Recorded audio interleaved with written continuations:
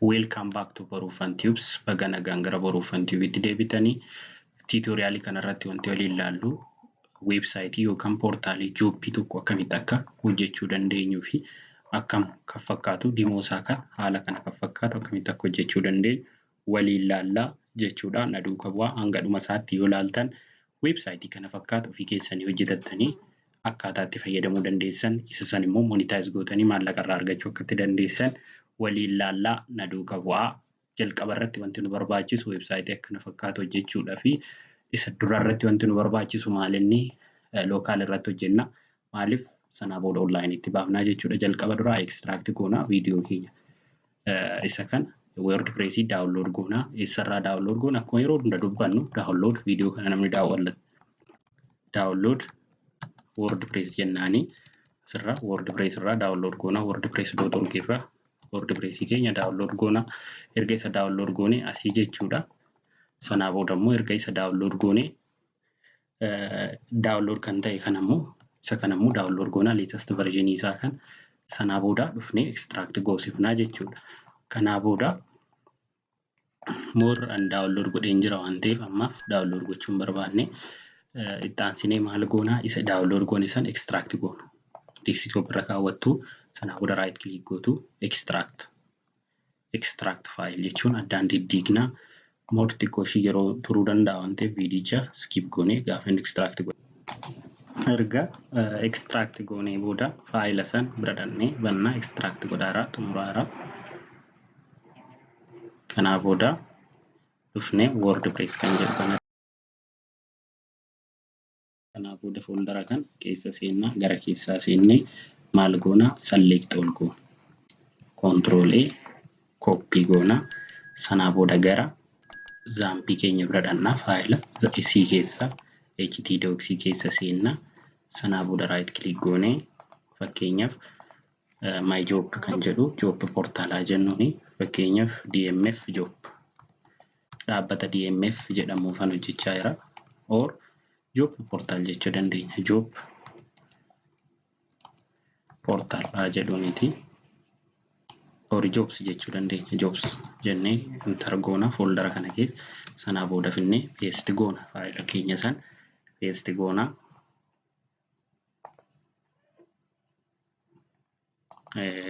Kanaa booda itti aansinee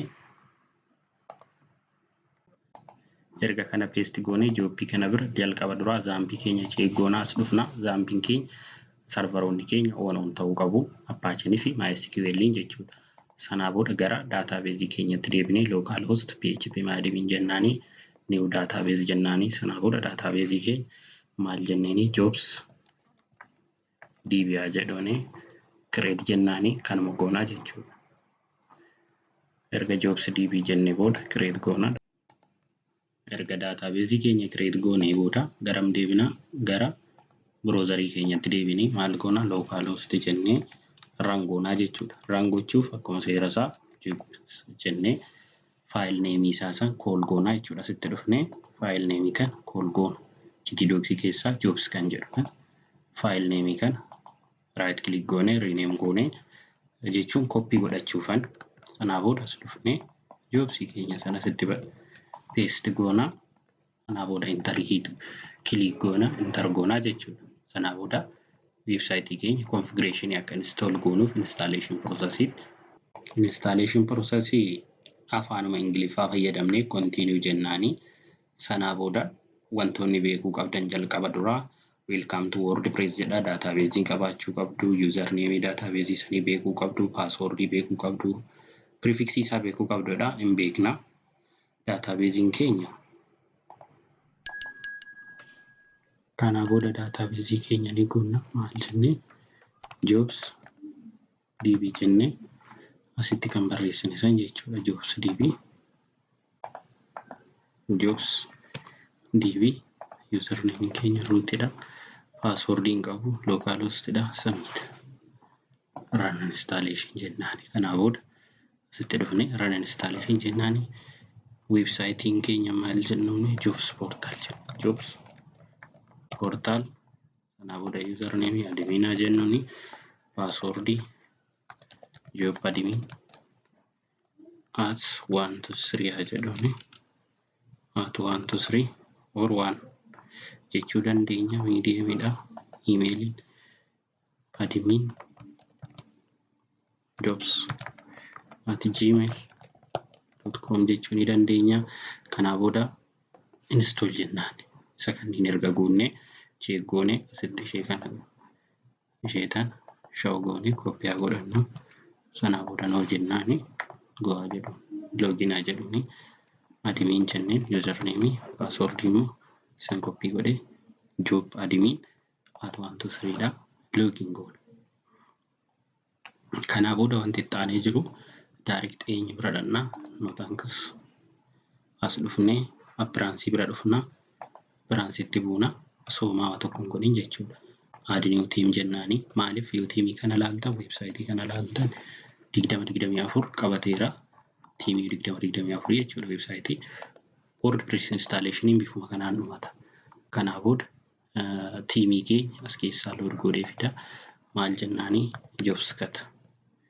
jobs cut kan jettu jirti. Isheesan search goona as keessaa. Kanaa booda erga jobs cut kana search goonee finnee booda asitti dhufnee maal goona install jennaan. Install kan jedhu kanatti yeroo tokko click goona. Erga install goonee booda immoo activate goona jechuudha.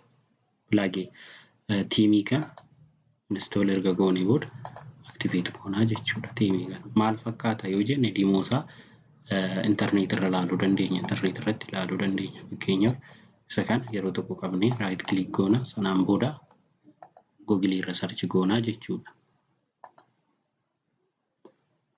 Install gochaa jira akka connection keenyaan inni saffisni isaa jechuudha. Kanaa booda wantoonni asirra jiran yoo ilaalle live irra kan jiru kana fakkaata. Website keenya gaafa hojjenne kana nu fakkaata jechuudha. Kanaaf as dhufnee maal goona isa kana activate goona. Erga activate goonee booda immoo pluginoota nu barbaachisan waliin akka install goonu nu gaafata. Sanaa booda kan tibuuna yeroo tokko install nu godhaa jechuudha isa kana. Kanaa booda install now jennaani inni install godhaa. Sanaa booda isa kanattis ni buuna install goosifnaa jechuudha. Isaan asirra jiran kan job manager kan jedhu kanas akka install goonu nu gaafata. Install goosifna. Sanaa booda plugin kan jedhu bira dhufnee recommended plugin or karaawwan garaagaraatiin install goosisuu dandeenya jechuudha. Gaafa dhufnee amma website keenya kana refresh goonu maal fakkaatu bifa kan qabatanii jiru jechuudha. Kanaa booda amma wanni nuuf waanuma xiqqaadha asirratti jechuudha. More asirratti wanti hojjennu maal inni get started kan jedhu kanatti buuna leave this page jennee darbuu dandeenya. Kanaa booda maal goona get started gochuuf jalqaba dura recommended pluginoota fe'amuu qaban activate goona isa kan install and activate. Kanaa booda again install godhee activate godhutti eegna obsaan eegna. Recommended pluginoota jechuudha. Dirqama pluginoota kanneen fe'uu qabna. Activate itti aansinee isa kanas activate goona. Yoo tokko activate goonu refresh godha waan ta'eef bahee deema isa kana activate kan itti aanus yoo kun immoo load godhee deebi'ee activate goona. Isaan sanniin haala kanaan activate gooniifnaa jechuudha. Hunduma isaanii activate goona.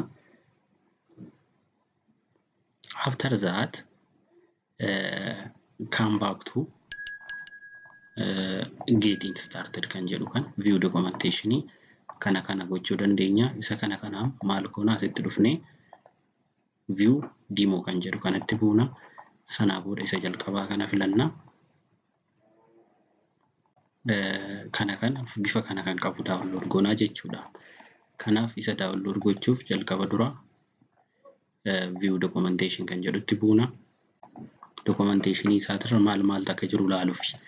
Sanaa booda achirraa download goonaa jechuudha. Jobs cut kanarraa download goonaa how to import demo kan jedhu how to install and activate recommended plugin with image maal kan jedhu isa kanatti buuna. Ishee dhumarra jirtu kana yeroo tokko click goona. Sanaa booda isheetan click here to download demo file kan jettu ta'a. yeroo tokko kilik goona sanaan booda daawunlood nu godhaa jechuudha. Faayilicha ziippii faayiliidhaan daawunlood gochuu eegaleera. Yoo ilaaltan asitti daawunlood godhaaraa jechuudha. Amma inni daawunlood godhutti kanaa booda daawunlood godhee gaafa fixe impoorti goosifnaa jechuudha. Kanaa booda erga inni daawunlood godhee fixee booda gara hojii keenyatti deebina. Sanaa booda as dhufna get started kan jedhutti buuna. Kanaa booda pluginoota keenya activate gochuu keenya check goona. Itti aansinee immoo gara gajjallaa kan rar demo importer kan jedhu kana import kan jedhu kana bira dhufna. Sanaa booda demo import kan jedhutti buuna. Import demo import kan jedhu erga laallee booda maal jedha documentation ilaalaa jedha. Upload demo kan jedhutti buuna. Choose file goonaa jechuudha. Choose file keenya isa download goone kan choose goosifna upload goona. Kanaa booda install now jennaan. Import demo jennaani sanaan booda import nu godhaa jechuudha daataa keenya kan. Import gochaara. Import gochuun isaa xiqqoo ishee naannoo daqiiqaa 1-2 haga 2-3 fudhachuu danda'a. Isa haga upload godhutti daataa keenya ni eegnaa jechuudha. Kanaa booda successfully completed successfully nuun jedha. Sadhannaa gara projektii keenyatti deebinee peejii keenya refresh yeroo tokko goona. Sanaa booda demo keenya bifa kanaan import godheera. More irra deddeebi'ee galche waan ta'eef isa irra deddeebi'ee kana dhaamsina.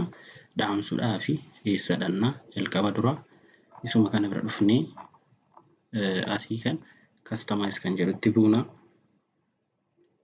Customize erga yeroo tokko filannee booda meenuu tokkicha qofa akka nuuf hambisu goonaa jechuudha.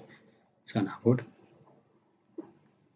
edit jennaani meenuu kana asii meenuuwwan jiran kana fakkeenyaaf meenuu kana edit goonee primary meenuu or karaa barbaannuun edit gochuu dandeenya. Asis dhufnee isa kana close goonee direct gara dashboardii seennee dashboardii keessaa appearance keessaa meenuu filanna. Meenuu keessatti immoo erga seennee booda isaan akkas deddeebi'an kan delete goonaa jechuudha. Fakkeenyaaf isa kana remove bifuma kanaan hunda isaanii asirraa isa tokkicha qofa gannaa jechuudha. Maaliif haalli kun kan mudate irra deddeebinee waan post gochaa turreef kanaaf yeroo connectioning keenya rakkisu waan akkasiin mudata. Bifa kanaan clear. Kanaa booda meenuu keenya bifa kanaan qulqulleessina. Erga qulqulleessinee booda maal goona save change jennaani. Gaafa save change itti buunu website keenya gaafa refresh goonu bifa kanaan nu qabaata. Website keenya bifa kana qabateera jechuudha. Kanaa booda website keenya amma bifa bareedaa nuuf qabateera. Postiiwwan jobbiiwwan kana fakkeenyaaf kanatti yoon bu'e direct detail jobbii keenya maal akka fakkaatu akkatti nutti argisiisu bifa kanaan hojjenna. Fakkeenyaaf postii tokko upload goone hojii tokko jechuudha. Upload goone alaallu. Jalqaba duraa eessadhannaa job dashboard biratti deebina. Erga dashboard biratti deebinee booda job kan jedhu kana jira add jobs kan jedhutti buuna. Kanaa booda jobbiiwwan asirra jiran fakkeenyaaf select all haa godhuuti. Isaan kana select erga goonee booda add new job jennaani haaraasaa galmeessinu eessarraa asirraa fuunee galmeessinu. Fakkeenyaaf kan daashin baankii kan yeroo tokko click godhu booda isa kan akkuma jirutti select goona. Faayiloota kan copy godhanna asirraa. More copyright-dhaan Google nu gaafachuudhaan daataa hoggaa copy goon at least edit gochuu qabna jechuudha. Kanaa booda as dhufnee paste goona yookaan teeknikoota garaagaraa fayyadamnee jijjiiruu qabna. Taayitilii websaayitii tokkorraa fuunee websaayitii tokkorratti yoo paste goon copyright-dhaan nu qaba waan ta'eef maal goona faayiloota sanniin ni jijjiirraa jechuudha. Fakkeenyaaf asitti dhufee neemii kana maaliin godha new jobs jennaani.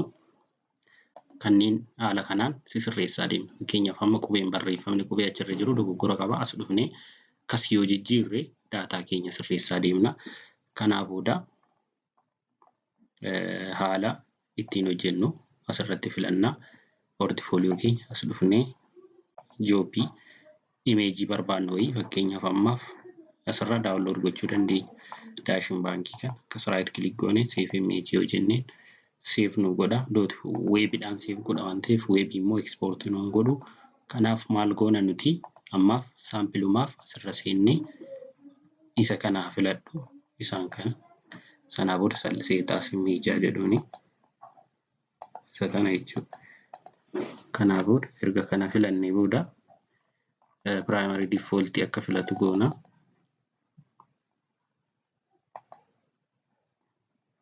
Erga isa galchinee booda maal goona publish goona jobii keenya kana publish yeroo tokko publish haa goonu maal akka fakkaatus sumatti ilaaluu dandeenya. Keenyaaf joobiin keenya bifa kana qabateera jechuudha. Daataa kana bifa kanaan haaluma kanaan hunda isaanii upload gochaa deemtu jechuudha. Loogoo jijjiiruu barbaadan waan baay'ee isaa haaluma kanaan hojjechaa deemtu. Yoo gaafii qabaattan komentii naaf barreessaa. Viidiyoo itti aanu walitti deebinutti nagaan tura. Bye bye. Horaa bulaa.